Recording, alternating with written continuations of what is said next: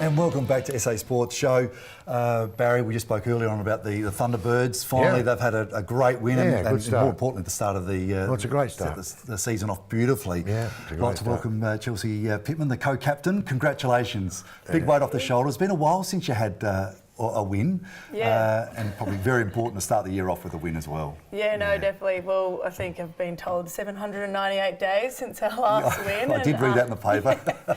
Which I think any athlete in any sport wants to start a season with a win, and I guess we had pressure on us in a different sense because it's been so long since we've tasted that, and as much as we've tried to say, new year, new team, 2019, it is in the back of your head, and for us to be able to ride out the game and beat the team that came second last year. Just the unknown is gone now. We know that we can perform, and that's exciting, but it's only round one.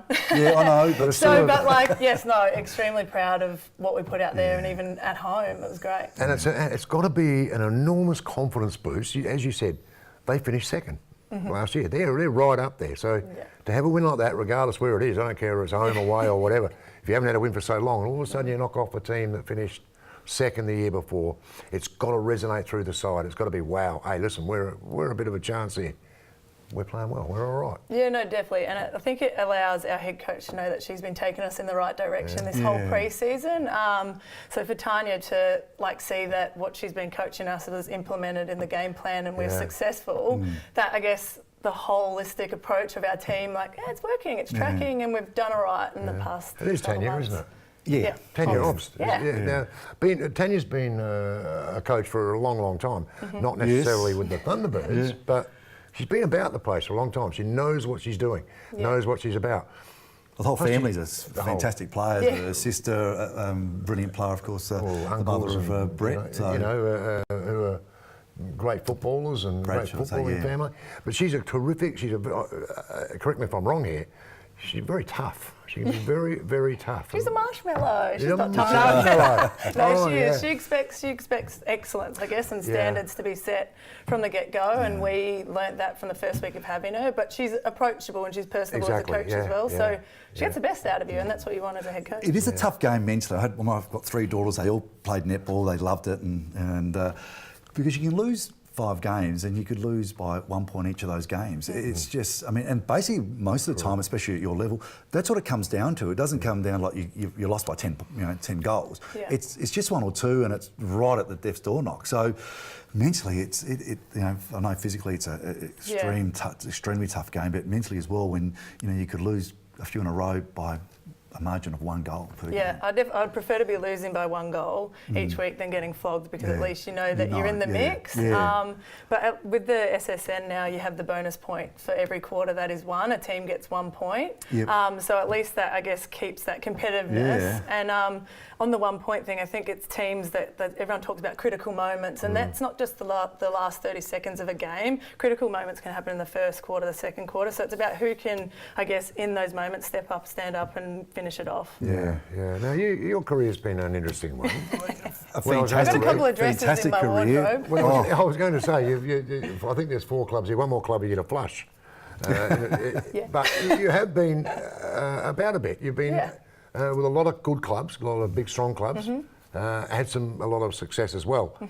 What brings you back to Adelaide? What brings you to the Thunderbirds? I think originally, I guess I look back to when I joined the Thunderbirds 3 years ago. I had a phone call from then head coach Dan Ryan, and he just spoke to me in a roundabout way of where he thinks my game could go. And I wasn't loving the game. I was just a bit flat and just in it's not my passion. Well, you had a year off, everything. Didn't you? I took a year off, and that was probably the best thing for me. And that's when I came back. Because you won the best and fairest. When I came back. Fantastic, and it was just, I guess, a mental break, a refresher, and the why you do it, because it's not easy being an athlete, and especially when you usually have to juggle a second income, you need to love it, and I'd lost that. And so for me, that's why the excitement of what Dan bought and the Thunderbirds and the culture and the legacy they have, it seemed like a great fit for me as a person, not necessarily the game. I needed to look at it as what's going to make me be me away from netball and not just be my identity. I know that sounds really waffy, but that's why I chose to come to Thunderbirds. Yeah. And so you played in Perth and also New Zealand. Yep.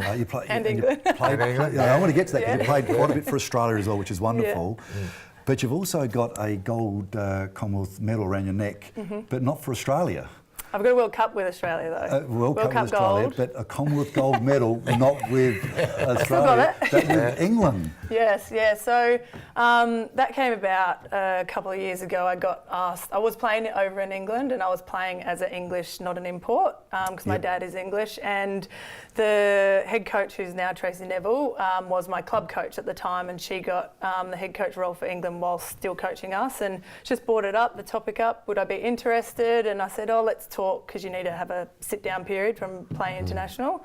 And then she rang me like 6 months later, and I said, yeah, still not ready to decide. And then spoke to my family, close friends and stuff, and the culture of the girls, and I was like, yeah, like it feels right. Feels like I've got a sense of belonging there, and haven't looked back. And won gold. And That was fantastic. Yeah. Dad's good. a Yorkshireman. He's a Yorkshireman. Yeah. So,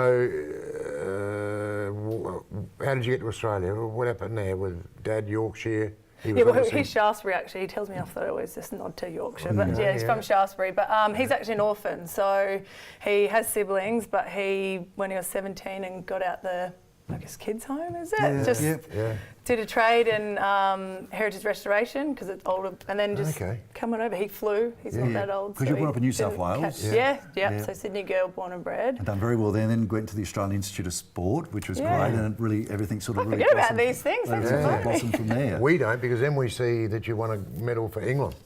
So we don't forget these. No, we don't forget these things. That's there's a cross on. There was a cross on that one. You got a big tick. A lot of big ticks, but we had a cross on that one there. But at least you didn't play. You didn't play Australia in the grand final. You played New Zealand. Was that right in the Commonwealth game? we beat Australia. You beat Australia. That's what I'm saying, Greg. Wow. No, that's a big cross. At the Australian home on the Gold Coast. Only beat us here as well.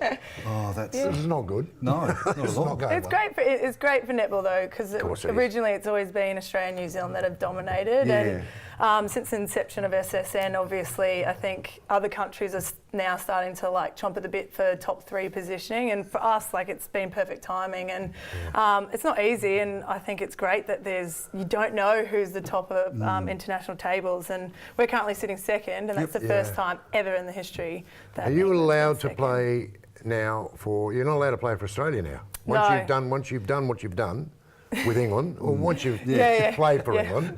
No, I'm not. Then, didn't they? He started using words from down and. I was about to throw one.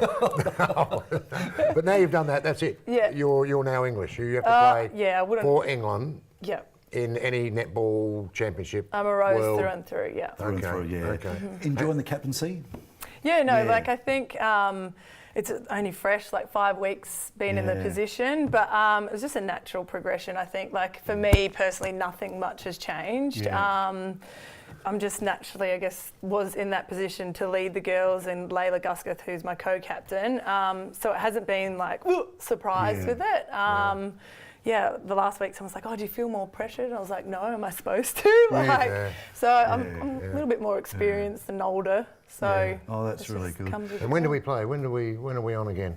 Sunday. Sunday? In Sydney against the New South Wales Swifts. Ooh, that's a big one. They've come in off a great win too themselves against the Giants. And but I just look at it as our individual players on who they'll be marking or who will be marking us, and you balance really well. really well. It's going to be a great game, and it's going to be completely different to what we saw on the weekend. So I can't wait. I just love the season. I love it every weekend. Well, good luck on Sunday for the rest of this year. Thanks so much for coming in, and my God, you are just a wonderful athlete. My God, I haven't even gone through half of what you've achieved. You've just been that's very true. Oh wow, what you've done for netball Australia, New Zealand and England. Congratulations. Thank you. Absolutely brilliant. Thanks for having me. Good luck on the weekend. Back after the break.